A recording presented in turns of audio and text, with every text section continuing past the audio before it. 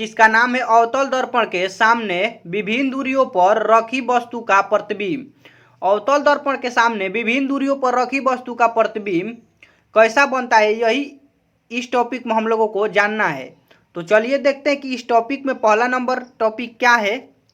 इसमें देखिए पहला नंबर टॉपिक है, जब वस्तु अवतल दर्पण के फोकस और ध्रुव के बीच स्थित है। जब कोई वस्तु फोकस और ध्रुव के बीच में स्थित रहता है तो उसका प्रतिबिंब कहाँ बनता है। इस टॉपिक में पहला नंबर में हम लोगों को यही जानना है। तो चलिए हम आपको सबसे पहले परिभाषा इसका पढ़कर सुनाते हैं, तब डायग्राम पर आपको हम समझा देंगे। तो इसका परिभाषा है, जब वस्तु ए बी अवतल दर्पण के फोकस एफ और ध्रुव पी के बीच रहती है तब प्रतिबिंब ए डॉट बी डॉट दर्पण के पीछे की ओर बनता है। देखिए, जब कोई वस्तु फोकस एफ और ध्रुव के बीच में स्थित रहता है तो उसका प्रतिबिंब दर्पण के पीछे बनता है। अब इसके आगे देखते हैं, यह प्रतिबिंब काल्पनिक, सीधा और अवर्धित अर्थात वस्तु से बड़ा होता है।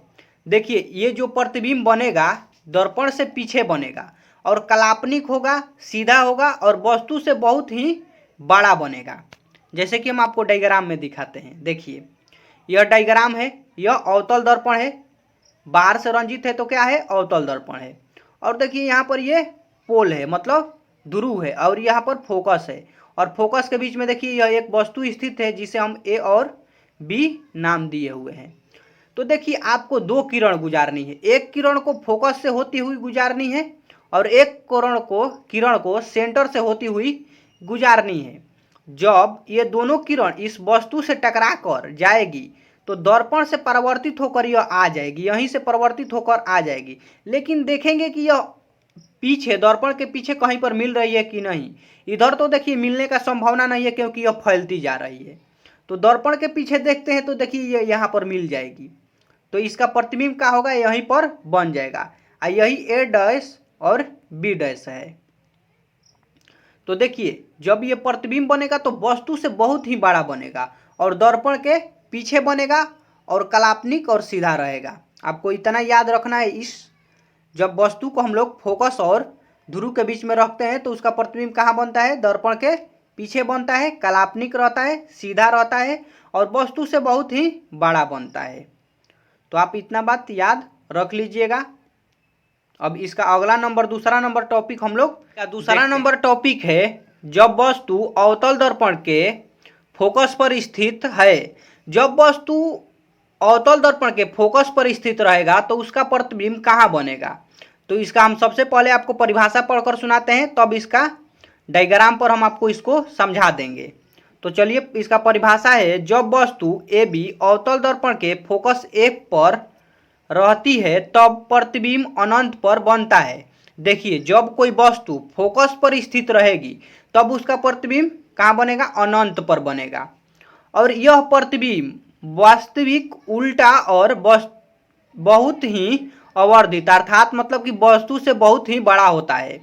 अवर्धित का मतलब कि बड़ा, वस्तु से हमेशा बड़ा बनता है, वास्तविक बनता है और उल्टा बनता है जब फोकस पर कोई वस्तु स्थित रहता है। तो चलिए हम आपको इसको डायग्राम पर समझाते हैं। देखिए, डायग्राम अवतल दर्पण बोला है लेने के लिए, तो अवतल दर्पण लिए हैं क्योंकि बाहर से रंजित है तो क्या है, अवतल दर्पण है। अवतल दर्पण के देखिए यह फोकस पर वस्तु स्थित है, इसे ए और बी नाम दिए हैं।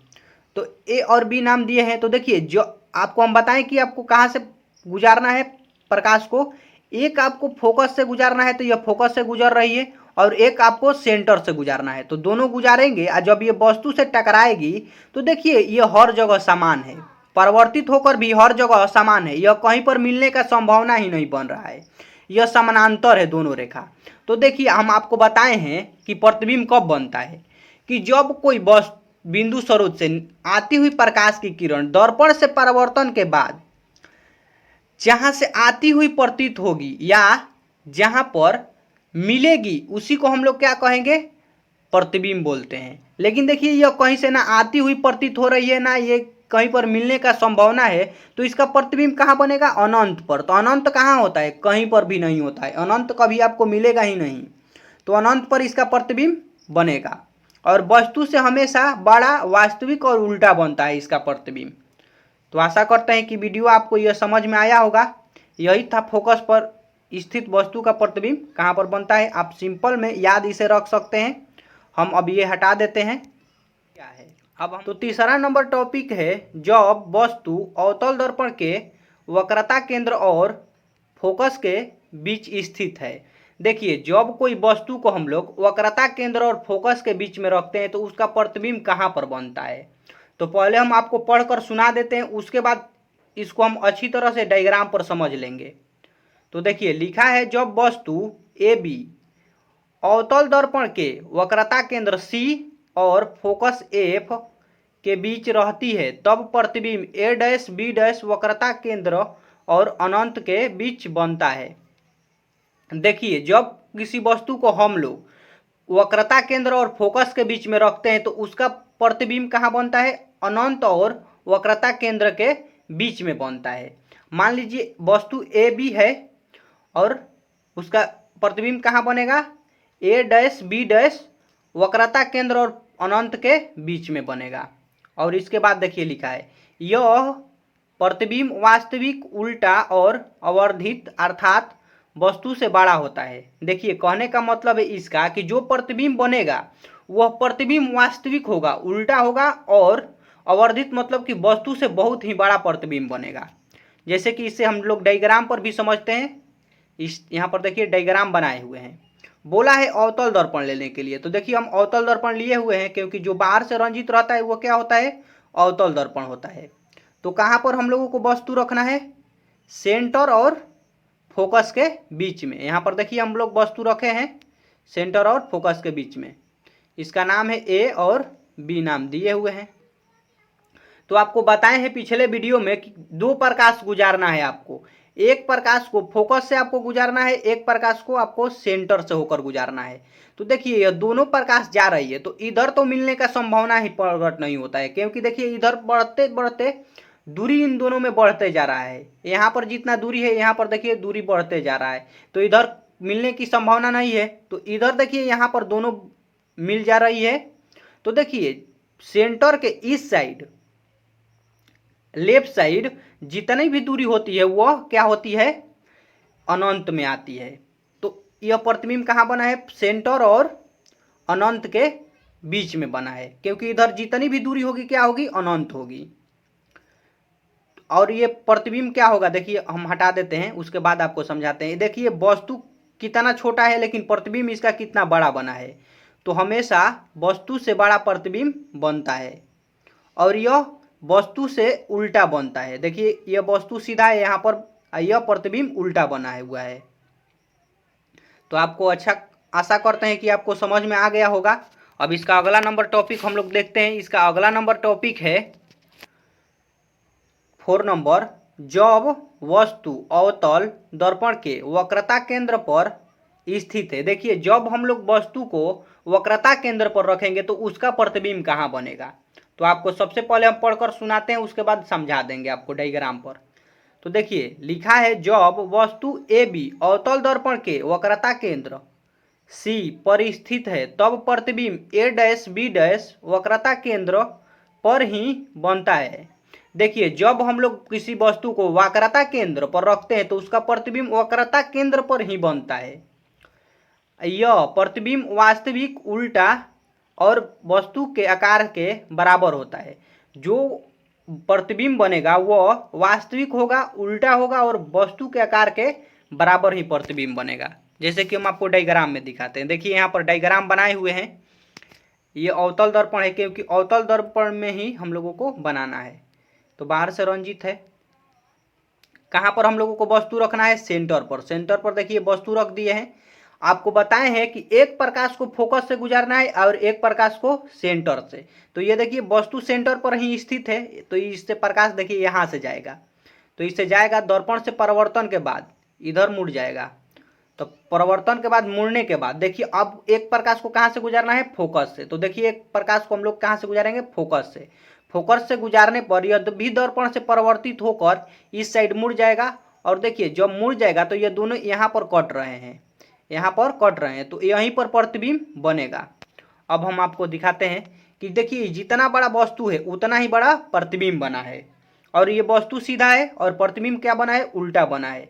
तो हमेशा याद रखिएगा कि जो सेंटर पर प्रतिबिंब बनता है वो वस्तु के बराबर प्रतिबिंब बनता है और वास्तविक उल्टा होता है। तो आशा करते हैं कि यह भी टॉपिक आपको अच्छे से समझ में आया होगा। इसका अगला नंबर टॉपिक है 5 नंबर, जब वस्तु अनंत और अवतल दर्पण के वक्रता केंद्र के बीच स्थित है। देखिए जब कोई वस्तु अनंत और अवतल दर्पण के वक्रता केंद्र के बीच में स्थित है तब उसका प्रतिबिंब कहाँ पर बनेगा। 5 नंबर टॉपिक में हम लोगों को यही समझना है। तो चलिए हम आपको पहले पढ़कर सुनाते हैं। जब वस्तु ए बी अनंत और अवतल दर्पण के वक्रता केंद्र सी के बीच रहती है तब प्रतिबिंब ए डैश बी डैश दर्पण के वक्रता केंद्र सी और फोकस एफ के बीच बनता है। यह प्रतिबिंब वास्तविक उल्टा और वस्तु से छोटा होता है। देखिए जब हम लोग किसी वस्तु को अनंत और वक्रता केंद्र के बीच में रखेंगे तब उसका प्रतिबिंब वक्रता केंद्र और फोकस के बीच में बनेगा। देखिए मान लीजिए कि हम वस्तु ए और बी लिए हैं तो इसका प्रतिबिंब कहाँ पर बनेगा, ए डैश बी डैश वक्रता केंद्र और फोकस के बीच में बनेगा। और यह प्रतिबिंब देखिए वास्तविक होगा, उल्टा होगा और वस्तु से बहुत ही छोटा बनेगा। चलिए हम आपको डायग्राम पर समझाते हैं। यहाँ पर डायग्राम बनाए हुए हैं। यह अवतल दर्पण है, अवतल दर्पण के पीछे से रंजित है। और देखिए हम कहाँ पर वस्तु को रखे हैं, और यहाँ पर सेंटर है और सेंटर और अनंत के बीच में हम लोगों को वस्तु को रखना है। तो यहाँ पर देखिए हम सेंटर और अनंत के बीच में वस्तु को रखे हैं जिसका नाम दिए हैं ए और बी। तो आपको बताए हैं कि एक प्रकाश को आपको सेंटर से गुजारना है। तो देखिए हम सेंटर से गुजार दिए एक प्रकाश को आपको फोकस से गुजारना है। तो यहाँ से देखिए जाकर दर्पण से परिवर्तित होकर फोकस से गुजरेगा तो यहाँ पर देखिए कुछ मिल रहा है।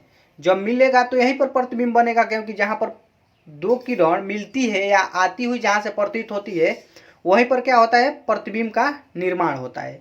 तो यहाँ पर प्रतिबिंब बनेगा ए डैश बी डैश, जिसका नाम दिए ए डैश बी डैश। और ये वस्तु से बहुत ही छोटा होगा। हटाकर आपको दिखाते हैं। यहाँ पर देखिए वस्तु कितना बड़ा है और यह प्रतिबिंब कितना छोटा है। तो वस्तु से हमेशा छोटा प्रतिबिंब बनता है और उल्टा बनता है। ये देखिए सीधा है, यह उल्टा बना हुआ है प्रतिबिंब उससे, और उससे वास्तविक प्रतिबिंब बनता है। तो आशा करते हैं कि यह टॉपिक आपको समझ में आया होगा। अगला नंबर टॉपिक है 6 नंबर, जो दिया हुआ है जब वस्तु अनंत पर स्थित है। जब वस्तु को हम लोग अनंत पर रखेंगे तो उसका प्रतिबिंब कहाँ बनेगा। 6 नंबर टॉपिक यही बोल रहा है। तो चलिए हम आपको पढ़कर पहले सुनाते हैं। दिया हुआ है जब वस्तु अनंत पर स्थित हो तो अवतल दर्पण में उसका प्रतिबिंब फोकस पर बनता है। देखिए जब वस्तु अनंत पर स्थित रहेगा तो उसका प्रतिबिंब कहाँ बनेगा, फोकस पर बनेगा। और यह वास्तविक उल्टा तथा वस्तु से छोटा होता है। जो प्रतिबिंब बनेगा वो वास्तविक बनेगा, उल्टा बनेगा और वस्तु से बहुत ही छोटा बनेगा। अब चलिए हम आपको डायग्राम में यही बात समझाते हैं। यहाँ पर देखिए डायग्राम बनाए हुए हैं और यह क्या है, अवतल दर्पण है। तो वस्तु को कहाँ पर रखना है, अनंत पर। तो आपको बताएं देखिए ये सेंटर है, सेंटर के इधर साइड जितना भी भाग होता है वो अनंत में आता है।